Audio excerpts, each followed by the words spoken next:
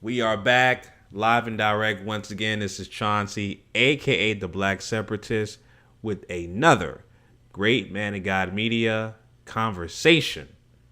All right, back at it again. Once again, family. I hope everyone is having a great Thanksgiving weekend.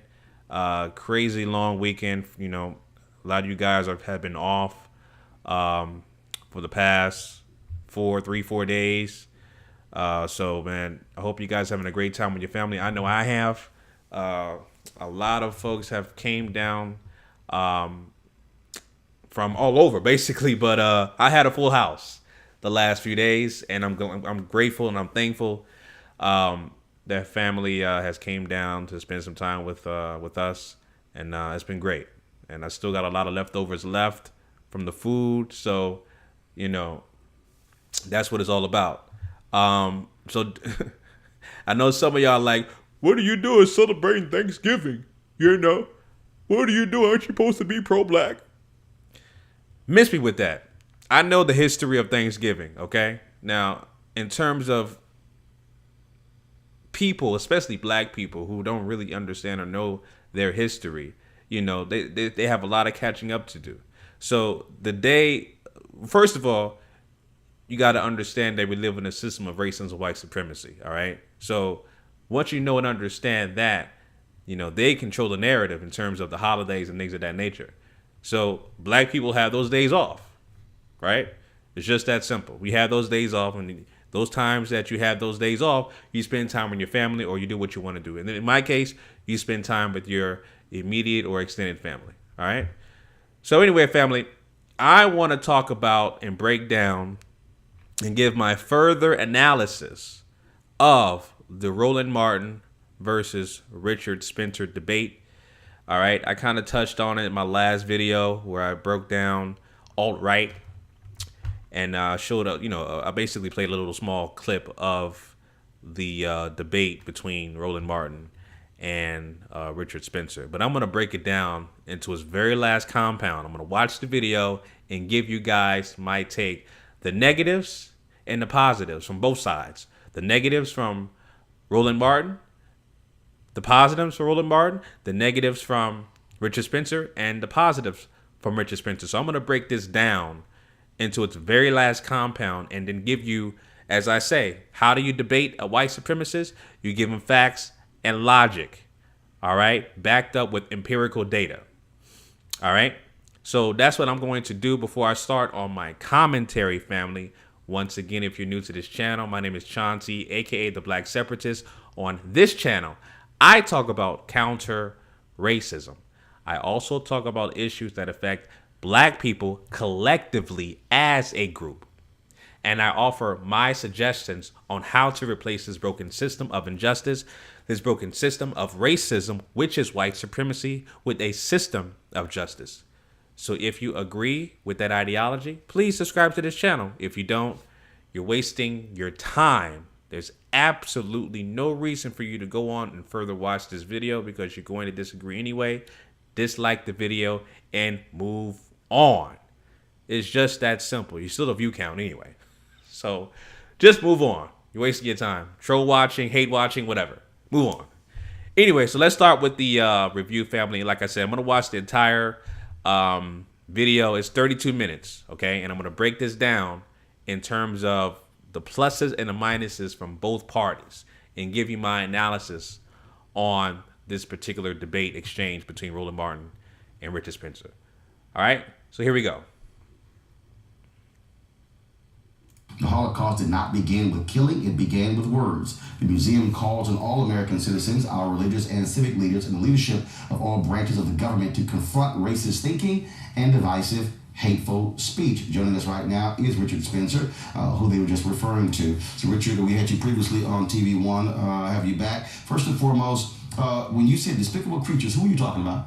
I was talking about the lying media that have actually been lying about me for the last 24 hours. So when you say lying about you, what does that mean? CNN claimed that I questioned whether Jews were people and things like that. We published the text of my speech. I did nothing of the kind. They're doing a wild exaggeration. They're worrying about fake news. They're engaging in fake news about me. So, all right, so yeah, that's obviously a complete lie. Watch my last video, or you can go back and just research the the white supremacists or white power conference they had a week ago in D.C., where all they was doing Hail Hitler salutes. Well, they're actually talking about replacing Hail Hitler with Hail Trump. Okay, so Trump is their new neo-Nazi leader, okay, who's leading the white supremacist apartheid regime that these guys confide with. All right, so that's a complete lie. why Heil Hitler there? Why the Nazi references? Why? No one said Heil Hitler. No, first of all, when we saw the video there were individuals there who were doing that. We've seen photos as well of individuals at that particular conference who were using the Nazi salute. There's a lot of exuberance and events like this. There's also a lot of irony. The fact is... Or the Nazi salute? Goddamn lie. Yeah, in the sense when it's done in the context of the alt-right, it's done in a spirit of fun and exuberance. But this is America. Because whenever anyone sticks up for European identity, whenever they say, I want to stick up for us, for our people, they're always called a collection of names: Nazi, KKK, Southern Confederate, etc. I think a lot of people just want to throw it back in their enemies' faces. So it's totally natural for Americans to use a Nazi salute when America fought against the Nazis, fought against what they were all about. Why would you salute? Why would you appreciate that? Why would you not say, no, this is America? You don't do that in America. Again, it's a moment of exuberance. No. You use it. Look, I can't police everyone. No. What you can say is, here's the question: are you an American? Yes, I'm an American. Are you proud to be an American? Yes, I'm a proud Do citizen. you believe that America should have beaten Nazi Germany in World War II? I wish that we had avoided that conflict. No, you answered my question. Should America have beaten? You said which we would avoid it. Should America have beaten back Nazi Germany and Adolf Hitler in World War II? Once the United States was in the war, yes, absolutely, we have to win it. So if we won it and we beat back Nazi Germany, why would you even say, well, in exuberance people do that? Why would you not say, as an American, that is not what we do in America? What you're saying is just logically incoherent. I mean, we're talking about the Second World War, and therefore you can't do something and fun and jest. So you believe 5 people or something? No. Actually, hold on 1 second. 5 people. Shelley, play the video again. Play the video. Hail Trump! Hail our people! Hail victory! That's not 5 people. That's far more than 5 people. But I'm trying to understand. Of course. Why would you excuse that as if that's no big deal? Oh, it's just sort of in fun. That's offensive to Americans. That's offensive to American soldiers. That's offensive to World War II veterans who actually fought in that war. How do you say, oh, that's exuberance? Because that's what it was, and it's nothing more than that. This is what I would say, is that... Are there any World War II veterans in your family? Yes, actually, both of my grandfathers. And both of your grandfathers. Yes. Would your grandfathers say, oh, that's exuberance? Yes. Really? Yeah. Right, so your grandfathers wouldn't say, I fought against that. I fought where that's not done in America. No. I don't think most people are like this. It's actually just the liberal media that's in collective freak out. No, actually, that was our question, collective freak out. If somebody wants to call themselves an American, they would then say, no, that's not American. So also, I want to ask you this here. I'll actually agree. I'll find some common ground here. I do think that the alt-right, we've gone from being a movement that was not connected to the political mainstream, not connected to the political fray. We now are. People are paying attention to us. People are looking at us. And so I actually say yes. We need to start maybe knock some of that stuff off. We need to think of ourselves as a mainstream movement that's going to reach people, because we do have that power. Okay, so are you white nationalists? I don't use the term white nationalist. I like the term alt-right, first off, and I also like the term identitarian because it gets at what I am, what I believe. And what is that? Identity is at the heart of my ideology. So what's that identity? Yeah. Okay, so right there, that's where Roland failed to do further research, because basically Richard Spencer clearly defined who he was. I am a white male, right? My whiteness is power. Not only is that, I have an ideology called identitarian, right? Where identitarian specifically specifies that they are against multiculturalism, right? An identitarian just wants to be pure white, lily white. Go to his bio on the Southern Poverty Law Center. This man is from Whitefish, Montana. All right.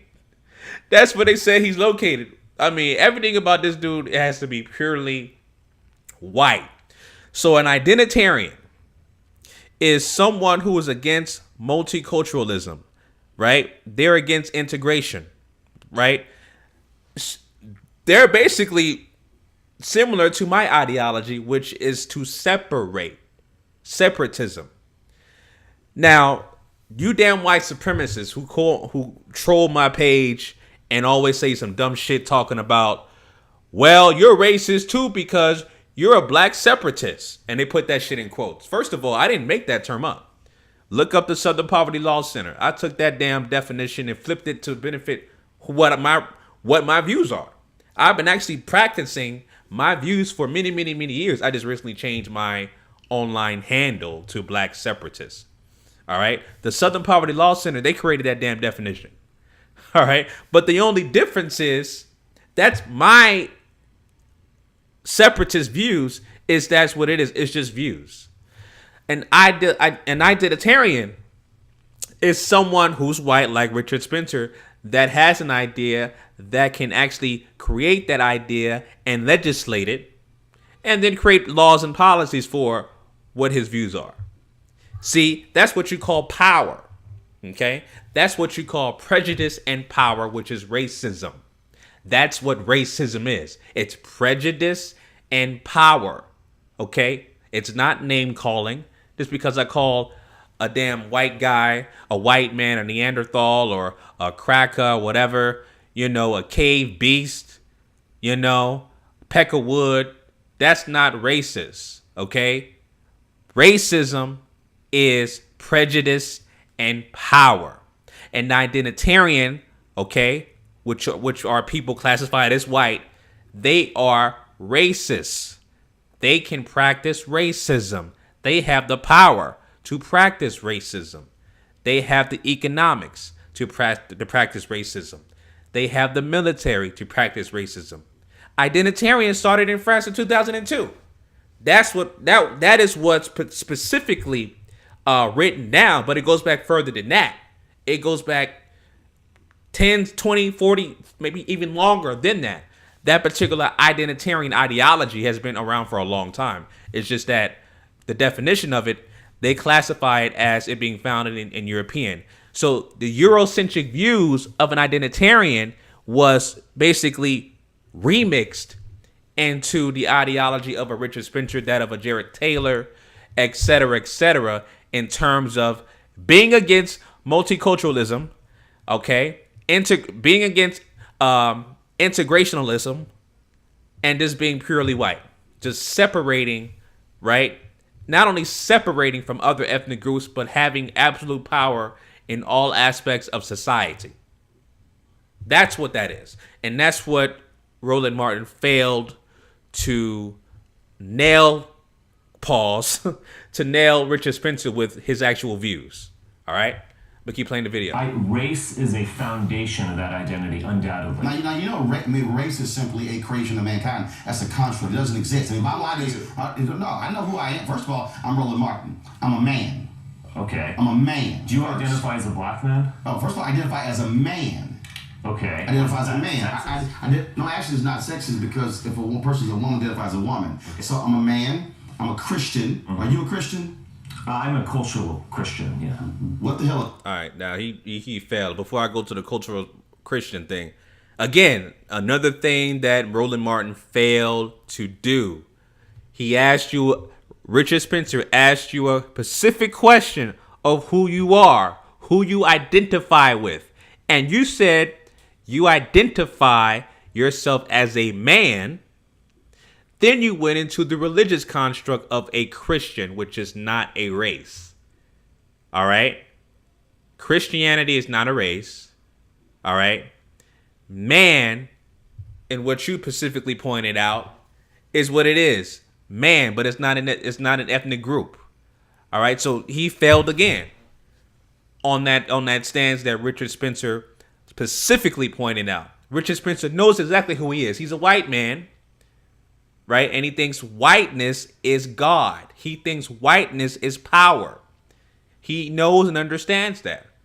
So when he challenged Roland Martin in terms of his ethnic backing, that's when Roland Martin completely folded.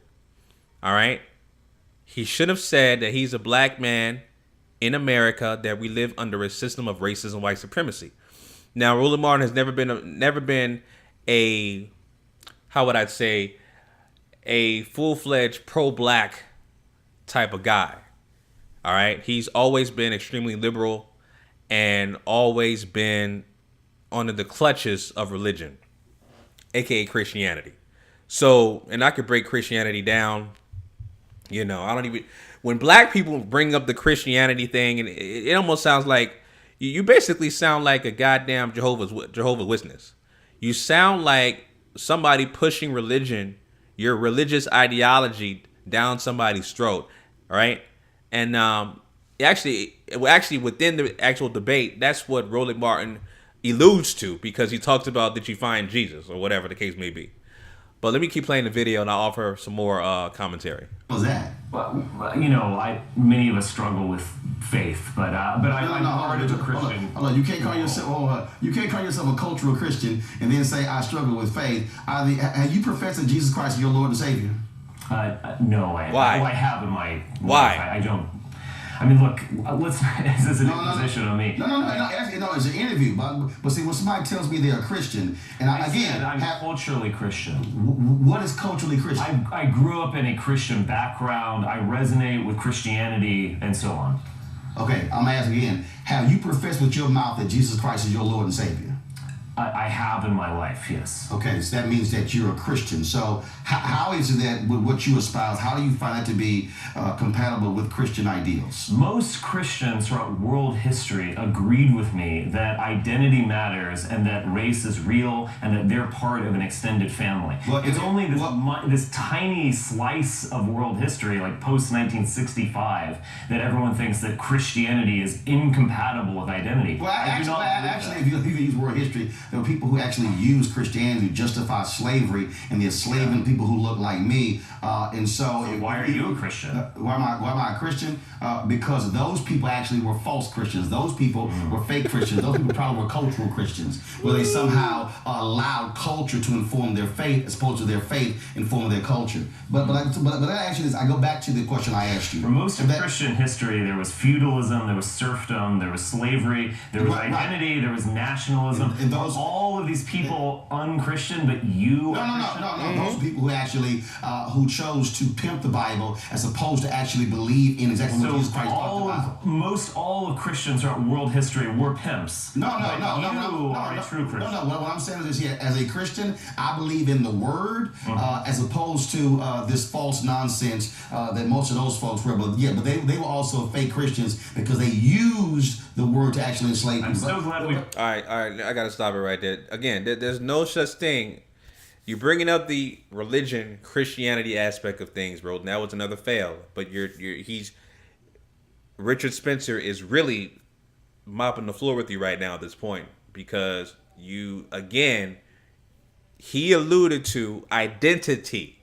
All right. And you go by Christianity as your identity. And then when he asked you about, well, you're enslavers, Your oppressors were the ones that brought this religion towards you. Oh, no, there were fake Christians. That was an epic fail. There's no such thing as a fake or real Christian. All right? Again, this was a religious construct that was created. All right? I keep saying it. You guys got to study the 21 ecumenical church councils starting with 325 CE or AD, which is the Council of Nicaea. 300 years after, all right, Jesus Christ supposedly lived around that time, or 300 years prior to that, Jesus Christ lived around that time. Of course, he wasn't called Jesus Christ because letter J didn't exist. All right, so you got people, saying he was Yahweh Shai, Yeshua, whatever the case may be. All right. Emperor Constantine decreed the first Council of Nicaea, and they decreed that Jesus Christ was the Lord and Savior. All right. They had a meeting. And said that he was the Lord and Savior. All right. Ever since then, they had other ecumenical councils which shape-shifted the Bible that black people love to confide with. See, that's the problem. All right. Christianity is only 2,000 years old. If you study science, you know that, and I'll get further into this, our genetics are thousands years older than Christianity. Facts. But let me keep playing the video. Reached true Christianity in 2016. First of all, you barely identify as one, so you say you cultural, you dance around it. I'm being honest. No, I got you. Value? I got you. No. Well, I'm not going to lie to you. No, that's fine. But I still got to go back to this here. So, are you a white supremacist? No, I'm not a white supremacist. Absolutely. White supremacy means that a white person would want to rule over other people. So you don't want to rule over other people? I absolutely do not.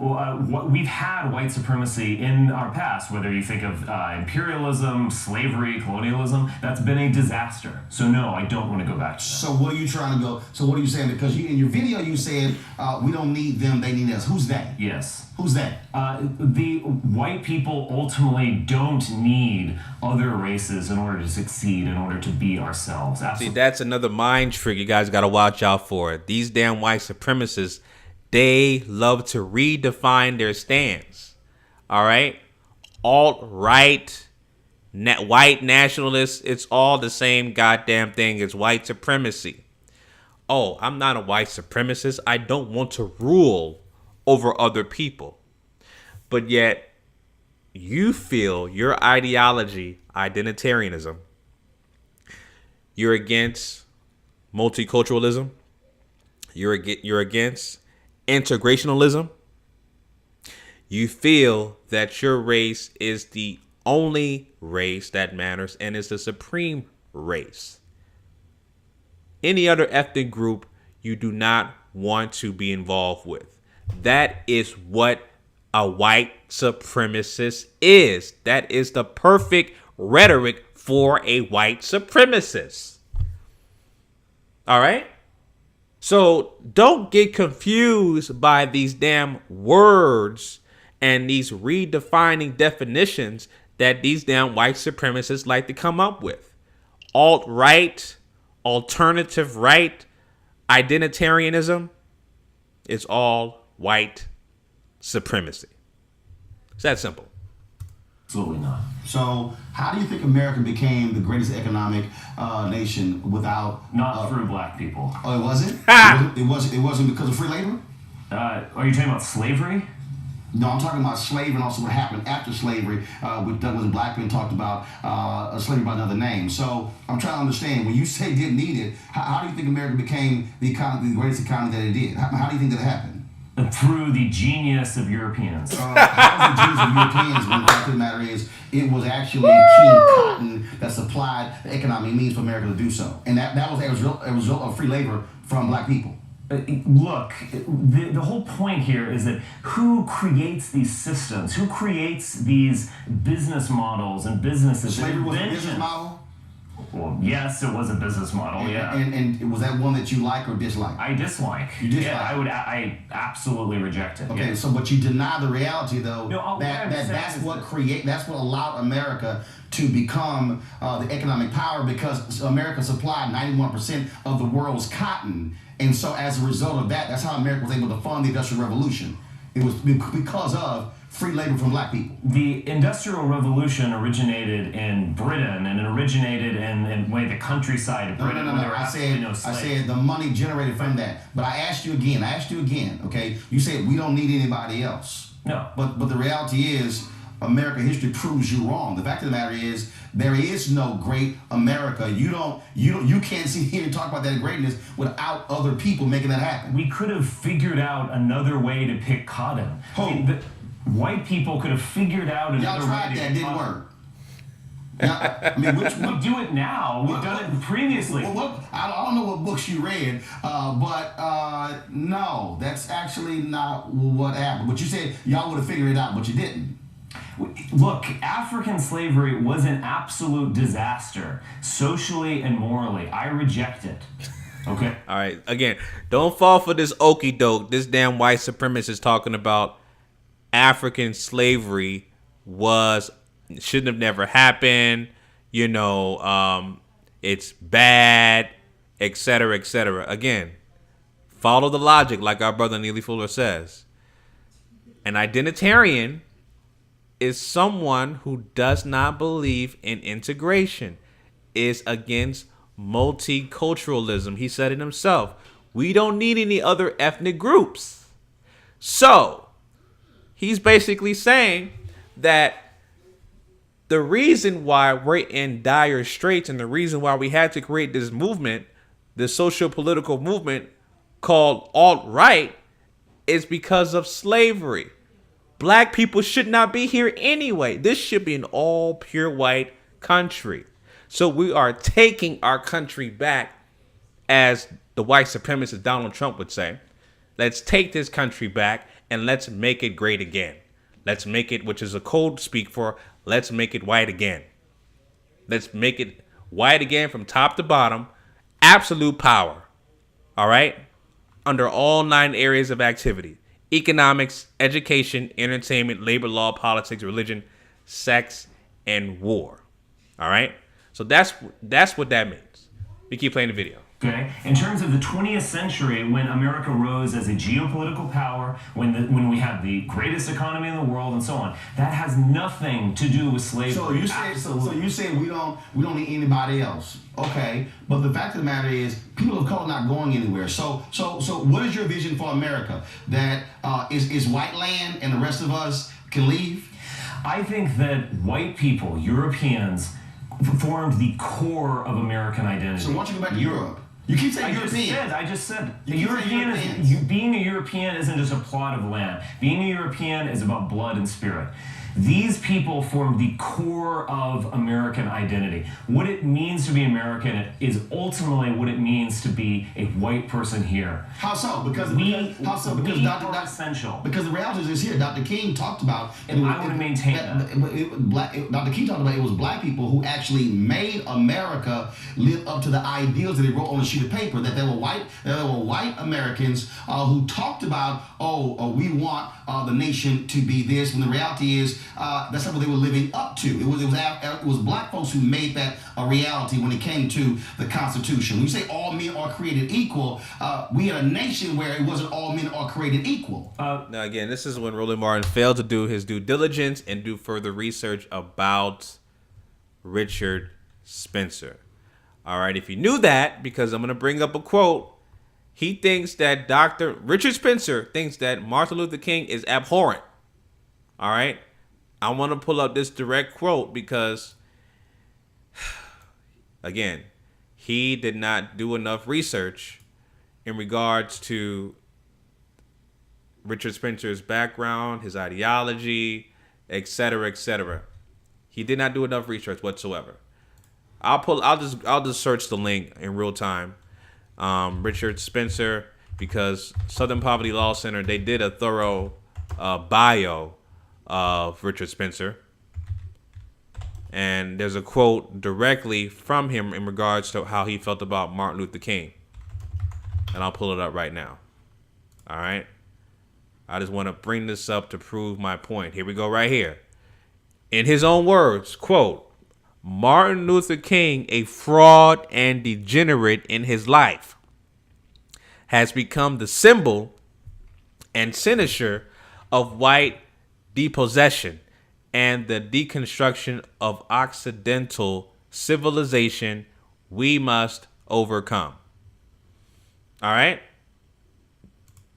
That's a direct quote from Richard Spencer. He should have attacked him on that, but obviously he didn't do enough research. Let me keep playing the video.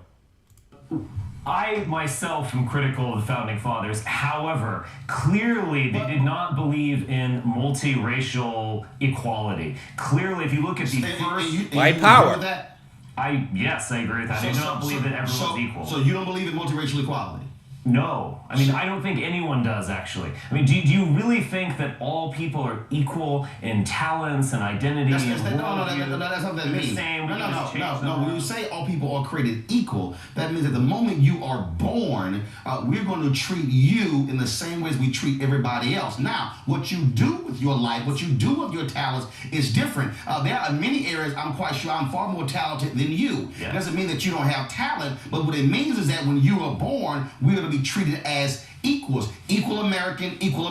So in your worldview, are you saying white folks should be treated as a greater American than if you're black or Latino or Asian or Native American? At this point, I want white people to have the same rights that all other people do. The fact is, all institutions, in terms of legal rights, yes, everyone has the same thing. In terms of what institutions are actually doing, absolutely no. White people do not have the rights of minorities. How so? In what? I'll go into it. In terms of federal hiring, absolutely. Federal hiring is geared towards not hiring more white men. Hold on. Say it again. Federal hiring. Let me ask you a question. How many white men in the United States Senate? That's not federal hiring. No. Answer my question. How many white men in the United States Senate? I don't know the exact number. More than 80%. Sure. Okay. How many white staffers? See, you said hiring. That's hiring, correct? Right. How many white staffers in Congress? A lot. A lot. Define a lot. I don't know. It's in excess of 80%. Yeah. So majority white. No. That's federal hiring. It's federal hiring. So you say no. Hold up. That's federal hiring. So I'm trying to understand something here. You said like all of a sudden, oh my God, it's so rough for us. Affirmative action is not at play in federal hiring? Actually, hold on. Wait a minute. Actually, give me a break. Actually, do you know what the greatest affirmative action policy was in this country? Yeah, Roland. Well, this is right. This is the moment. This is the pivotal moment where the debate changes position, because this is where Roland Martin presents facts. Clearly, this guy does not know and understand civics, political history, etc., etc. He just basically assumes white is right by any means necessary. But I don't really have to get into depth of his fallacies in terms of how much white people are in control of everything. I don't even have to break it down. Roland Martin clearly breaks it down in the video. I'll keep playing it. Slavery? No, that wasn't affirmative action. That was free labor. The greatest affirmative action policy in America was the GI Bill. And do you know who benefited from the GI Bill? White people. Your grandfathers. Yes. You know who did not benefit from the GI Bill? The same black folks who fought alongside in World War II, who also bled for this country, and when they came back. So when you talk about affirmative action, that is the greatest affirmative action bill in the history of America. Do you know who's benefited greater from affirmative action policies? First of all, who created affirmative action?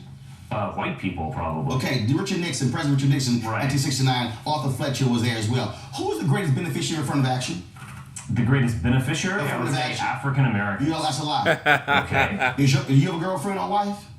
Yes. Is she white? Yes. She's the greatest beneficiary of affirmative action. White women have benefited more from affirmative action than anybody else in America. That's a fact. Sexist here, Martin. No, that's not sexist. That's a fact. So the fact is, so when you say affirmative action, white folks. That might be the case. No, it's not might. White women have benefited from affirmative action more than any other group. So when you're saying, oh my goodness, affirmative action, why should not be getting hired in the federal government? That's a lie. Oh, that's fine. Look, this is what I'm saying. In terms, let's look at Silicon Valley. Every spring, these big companies, Apple, Google, Facebook, will release diversity reports. And they will basically say, we are focused on not hiring white men. Really? Yes. Hold on one Look second. at all the I'll say right there, hold on one second. I'm going to go to a break. See, here's the problem, Richard. This is the problem when you're a smart black man who can read. Have you seen the diversity numbers?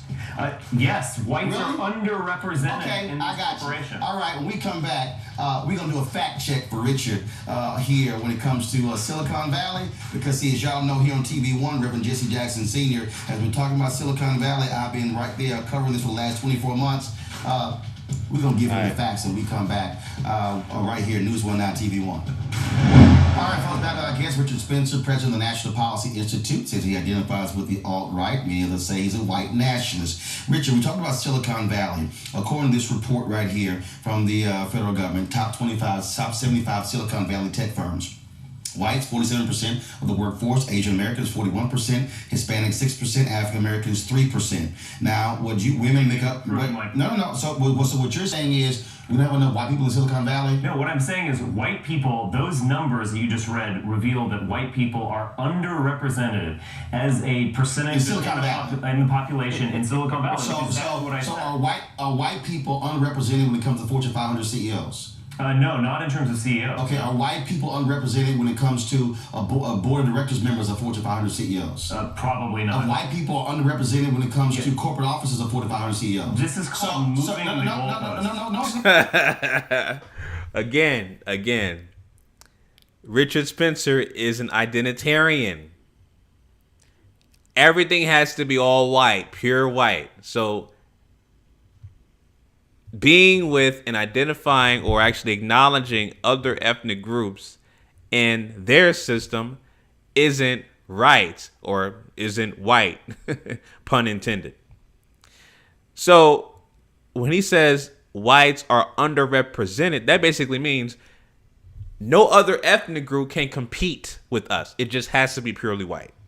It can't be any other ethnic group, no blacks, no Asians, no Native Americans, nothing but white people from top to bottom in all aspects of society. That's exactly what an identitarian is. Okay? And he clearly demonstrates that, which Roland Martin fails to pick up in real time. No. Here's the deal. What you're saying is here, okay, in this sector, oh my God, we only have 47% of white people. So what do you want? You want 70, 80, 90? No, what I'm saying is that these corporations, by their own explicit admission, are trying to hire less white people and less white men. So you're saying they're not hiring people who are the smartest? No, I don't think they're hiring people merely because they're the smartest. So you're upset that No, I'm trying to understand. You're upset that 47% of white people work in Silicon Valley, but you have no problem with 90% of the Fortune 500 CEOs being white. I see what you're saying. No. I'm asking yes or no. Do you like and accept that 90%, 80+% of Fortune 500 CEOs are white men? Look, are you cool with that? Yeah. Do you prefer that? Sure. What you're saying is what you want whites being majority in control of every sector in America. What I want, look, I'm not an economic thinker in terms of politics. What I want are politicians similar to Donald Trump who really want to protect the people here, who don't think just in terms of global population. Who's the people? White people. Who are the people? Right. Whites are still a majority in this country. No. But you said the people. So he's black, she's black, he's white, I'm black, Latino. Are we in the people? No. Yes, clearly you are citizens of this country. Okay, so if we're in the people, that's what he hates. Why can't we also have jobs? I care about the country itself, but I really care about European Americans. Okay, but I told you, see? I really care about European Americans. Again, identitarian. That's exactly what he's trying to do. He's trying to separate himself from other ethnic groups. That's exactly what that is. All right, so I'm going to keep playing the video. Please close the door. Close the door. I'm recording. These institutions are dedicated to discriminating against people like me by their own admission they are. If whites are dominating jobs in banking, if whites are dominating jobs on Wall Street, if whites are dominating hedge funds, if whites are dominating NFL owners and NBA owners, if whites are dominating the major sectors, how in the world can you somehow say, oh my God, it's rough for us white people out here? It's not. If you're saying that, how are whites dominating the number of jobs on Capitol Hill? How are whites dominating the number of jobs in the White House? How are whites dominating jobs all across America? And you're saying it's not enough white people, so stop hiring those minorities. They don't need jobs. We got to make sure us white people keep getting jobs. Is that what you're saying? It doesn't surprise me at all that whites succeed. We have succeeded throughout the centuries. We are a people of great genius and ambition. So none of that surprises me. In terms of looking at all of these CEOs, a lot of these are older people. They're from a generation they come from a generation with a very different population. What I'm more worried about right now are younger people. These institutions are actively, explicitly trying to discriminate against them in terms of hiring. How? It's unfair. How? I don't like it. But even worse, How? this is moving towards a country that is not going to be the country that we want. Well, no. We say the country that we want. I'm still trying to understand because you still haven't answered my question. Because Europeans build societies that everyone wants to come to be honest. Okay. Where are the Syrian refugees? Hold on, you said when built they're it. debating, where are they going? They're going to Central Europe. They're going to Western Europe. You said built. Yes. Who built the railroads in America and allowed for us to have expansion out west? Who built that? Yes, a lot of Chinese people. No, the operative word there was built. Built. Who built? Okay. Who designed them? Who No. had the genius to imagine railroads? Europeans. The genius to imagine railroads. Okay. I don't know, but you said Are there built. railroads in Africa? You said yes. You said built. Why? You said. us. Hold on. You said. Okay. First of all, That is absolutely true. First of all, the greatest genius when it came to the building of the pyramids. Do you know what? Those are white people, by the way. Who are white people? The Egyptians are not African. I'm sorry. Do you know where Egypt is? Yes, it's in Where? North Africa. Okay, stop. Stop right there. You just said that you said the Egyptians are not African. Are white South Africans African? Wait. Yes, they are African. See, okay, to be African means you come from the continent of Africa. So if you come from the continent of Africa, that's who you are. So that means you're African. So and you do know. Do you also deny science that man originated from Africa, or do you? All right, let me stop it right there. Yeah, so I talked about this before, okay? This is obviously a complete lie, complete fallacy, and Richard Spencer has no idea what he's talking about, as well as his like-minded white supremacists who voted for Donald Trump that think exactly like him, all right? Again, I've said this before, and I'll say it again. This is not me talking, this is science. Look it up yourself. The oldest haplogroup in the world is founded in Africa. It is haplogroup A00. All right. Scientists estimate the haplogroup is between 200 to 300,000 years old.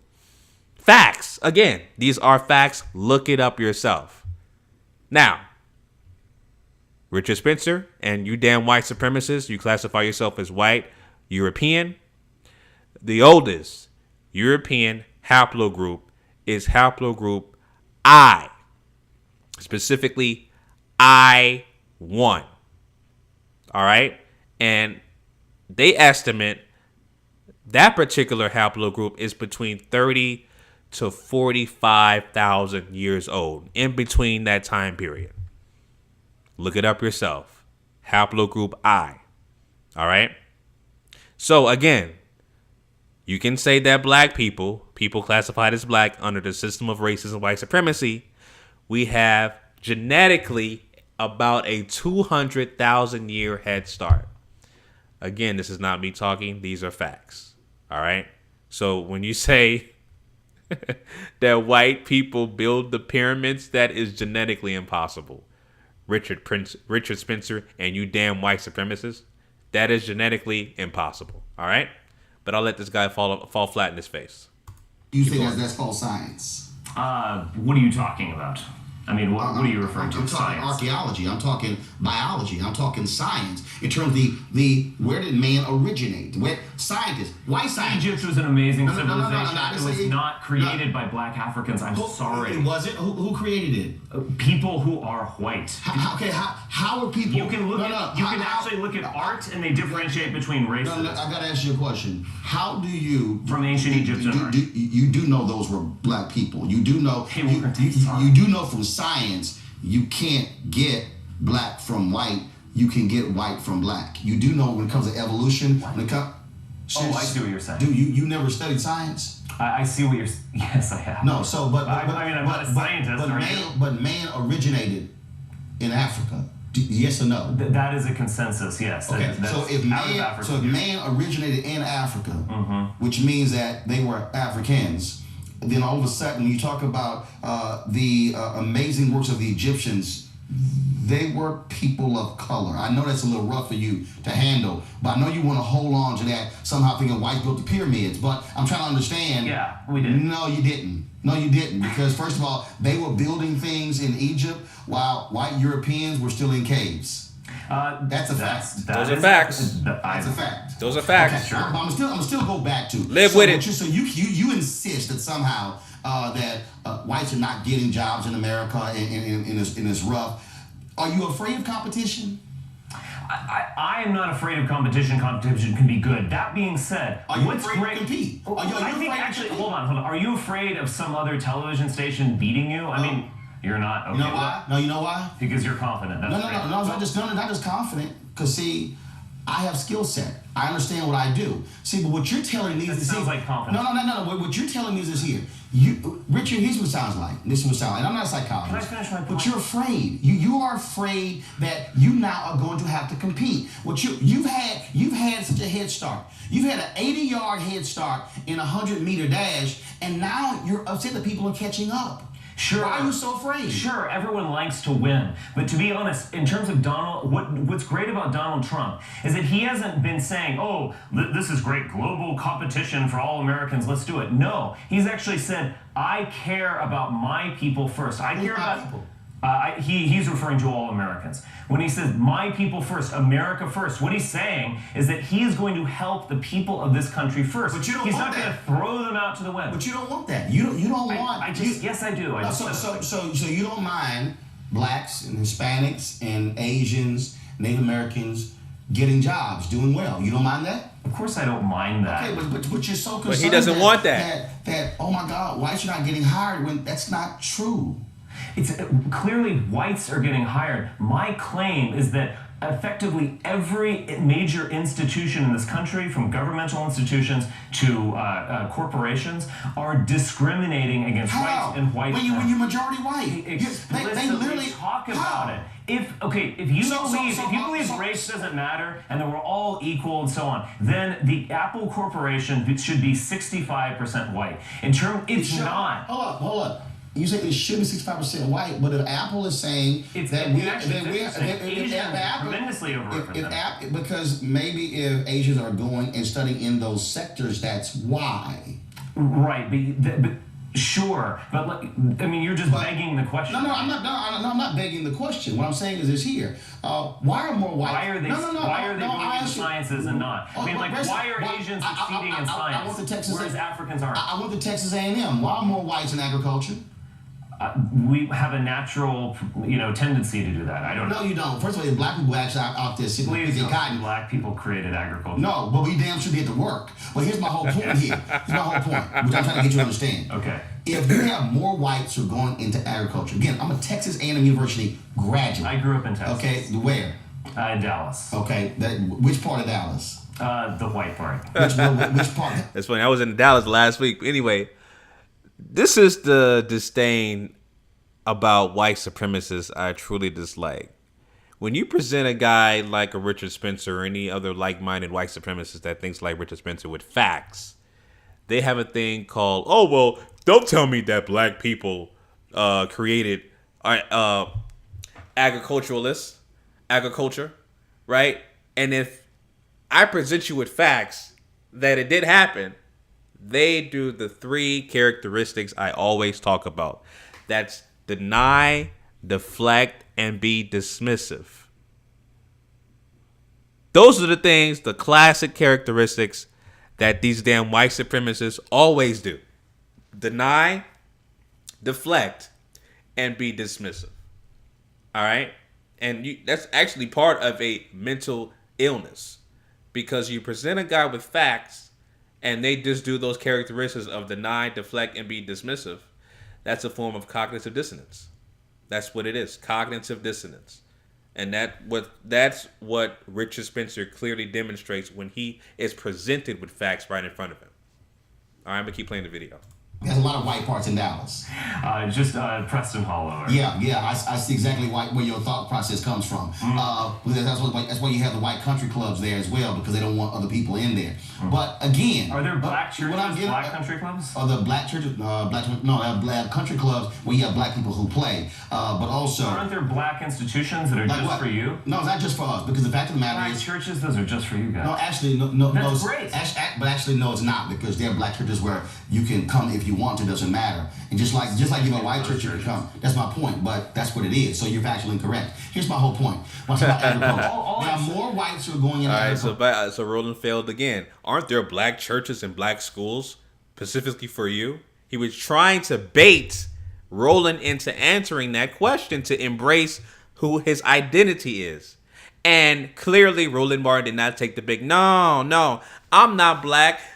These institutions are for everybody. They're not just for black people. They're for everybody. He failed once again. Richard Spencer is inviting you. He's like, man, just say you're damn black. Say you're black. Say you're black, man. I just want you to say it. I know who I am. I'm a white supremacist. I'm white. I just want everything to be white. I don't want to deal with other ethnic groups. That's all I want to do. I just want to be white in an all-white society. And so when Roland Martin was presented with that particular ideology standpoint in terms of his ethnic group identification, he failed miserably once again. Oh, no, the black churches and the institutions, no, they're not just for blacks. They're for everybody. They're for everybody. Miserable fail on Roland Martin's part. Culture. Why? Because that's the area they're going into. So if Asians are going into a particular area, that's where they're going. You're begging the question. All I'm saying is, why are Asians succeeding at these technical fields? Because why they're working in it. Because they're, again, you're just begging questions. Like at some point, why are whites succeeding in agriculture? Let me finish. I'll ultimately get to this. It's about human nature, and it's about their unique gifts. Asians have unique gifts? Yes, East Asians have a higher on average IQ than Europeans. It's remarkable. It doesn't surprise me that they succeed at math.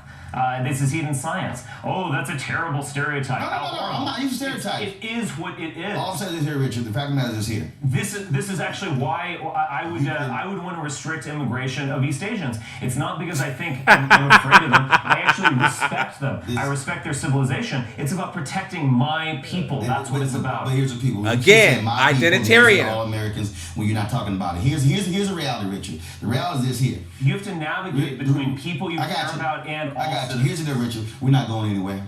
And see, Richard, it's about to be a little tough for you. About to be a little tough for you, Richard, because see, you and your people have had a great head start. Tremendous head start. 20-odd Africans arriving in 1619. One second. 16.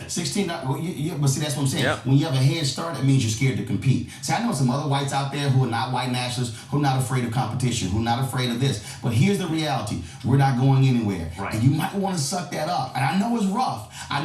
But I suggest what you should be doing, Richard, is preparing your generation for a world of competition where you have to where you don't get the head start your mom and daddy gave you, that you're going to start maybe not 80 yards ahead, but 30. But you know what? You may want to train harder, because we're training harder, and we're going to catch up. We're going to win. And also, you're not going to win, Mr. Martin, I want to tell you, you've got to prepare yourself. You've dealt with a bunch of guilt-ridden, silly whites all your life, and we are waking up. We are recognizing who we are, and we see an amazing future. Richard, so you better get ready. I'm telling you right now, Richard. 1619, 20-odd Africans arrived, Fort Comfort, Virginia. Okay, 1619, 397 years ago. Trust me, we're resilient. We're not going anywhere. Right. And I will tell you right here, and as my frat brother Vertner Woodson Tandy said in 1937, we will fight until hell freezes over, and then we will fight on the ice. You better go work out, because you got a fight on your hands. Thanks a bunch. All right, yo, so here's the situation, right?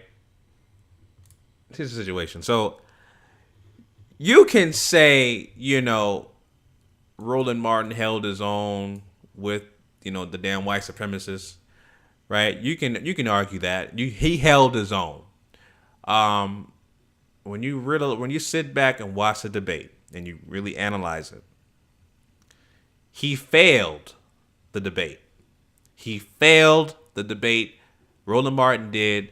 Reason why is because he had several opportunities. Richard Spencer gave him several opportunities to identify himself as a black man. You identify yourself under the system of racism and white supremacy. Identity is the key. An identitarian identifies who he is. They have a Eurocentric thought. They have a Eurocentric viewpoint, a Eurocentric ideology, and they understand they are white Europeans that want purity in their land, which is North America. And that's all Richard Spencer wants. He just wants to completely separate himself from other ethnic groups, which is why he clearly stated, well, these Asians, they have the highest IQ. I just want to restrict their access to North America. Right? He knows and understands how smart the Eastern Asians are, but yet he wants to restrict access from them coming into the United States. So his particular group, classified as white Europeans, are protected. And again, Roland Martin failed to identify who he is. All he had to do was say, I'm black. I'm a black man under a system of racist white supremacy. That's who I am. All right. So he failed on that point. Now the other little nuances, like the Egyptians are built by white folks. That's obviously a fallacy.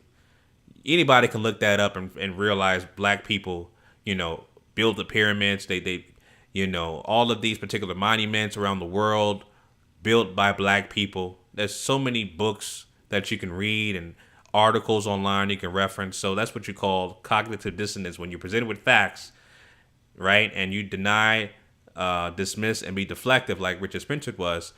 Those are the things that you obviously can win on a debate. But overall, Roland Martin lost the debate because he failed to identify who he was as a person. And he was presented with several opportunities to present his case in front of Richard Spencer.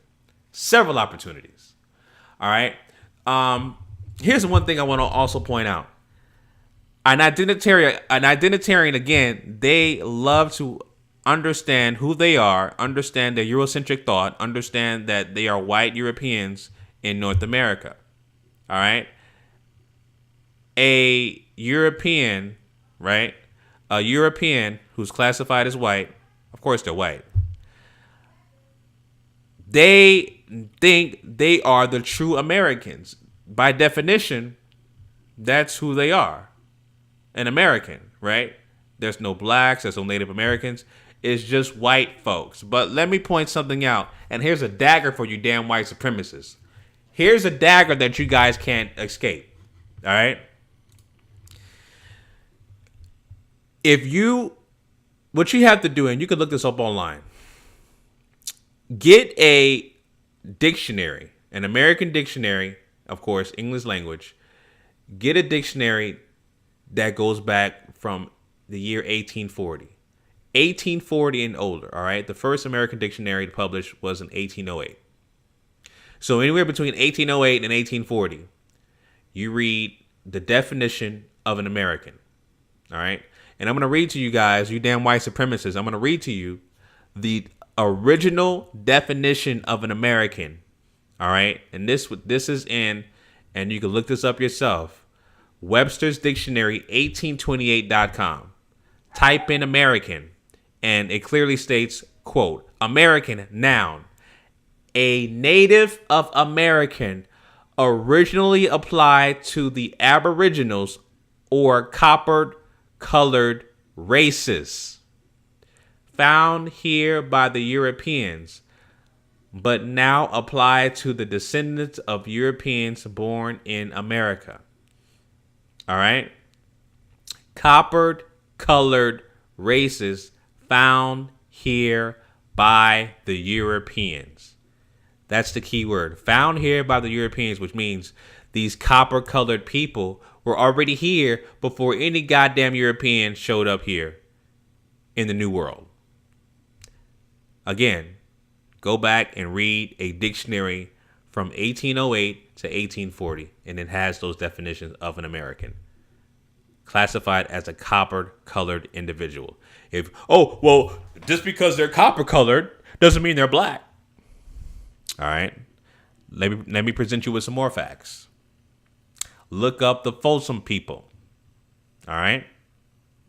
Folsom people date back about 9 to 10,000 years ago. Okay? Folsom people. You just look it up. Folsom. Folsom people. All right? Those people were classified as Africans. I'll give you a book to reference. All right?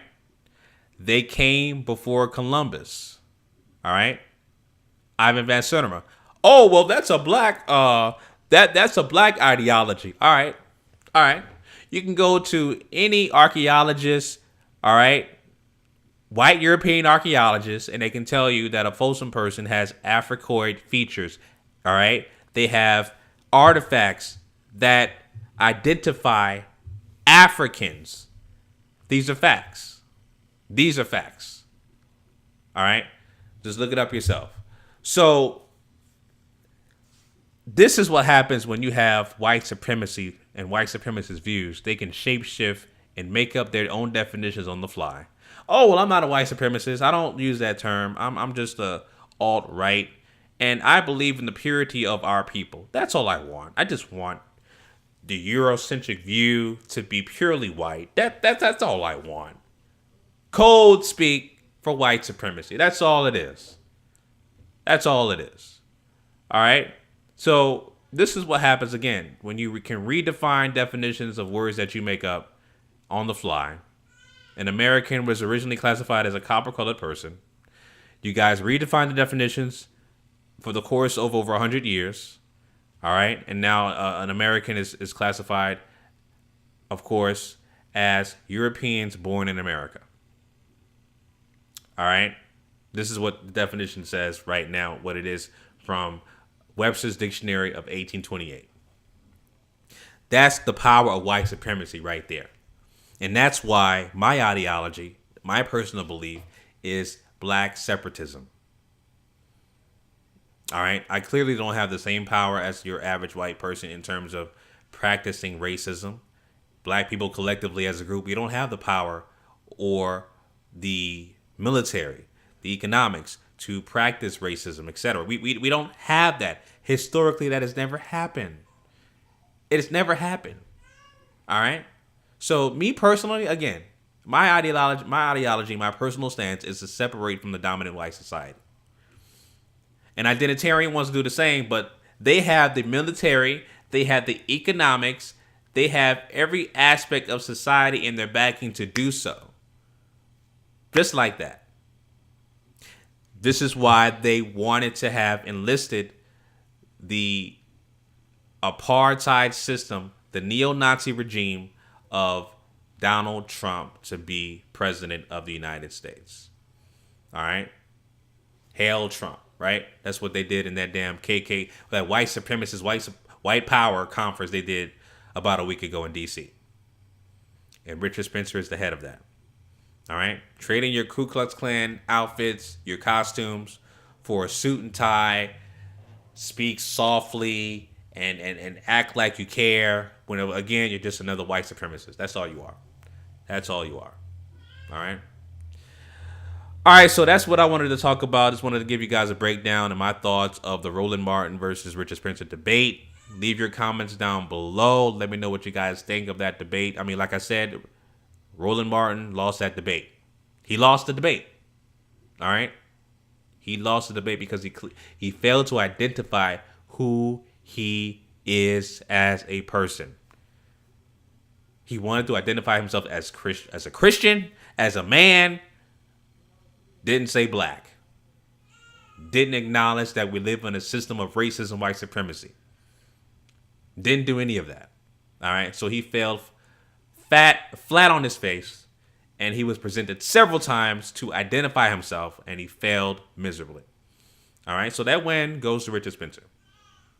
All right. Even though Richard Spencer has a lot of things he does not know about in terms of history, in terms of civics, et cetera, et cetera. Again, I can debate this guy easily, all right, based off the things I just presented to you guys, which is how you debate a white supremacist, all right? All right, family, so I'm going to sign off. Once again, this is Chauncey, a.k.a. the Black Separatist. Make sure you like, comment, and subscribe. Signing out. Peace.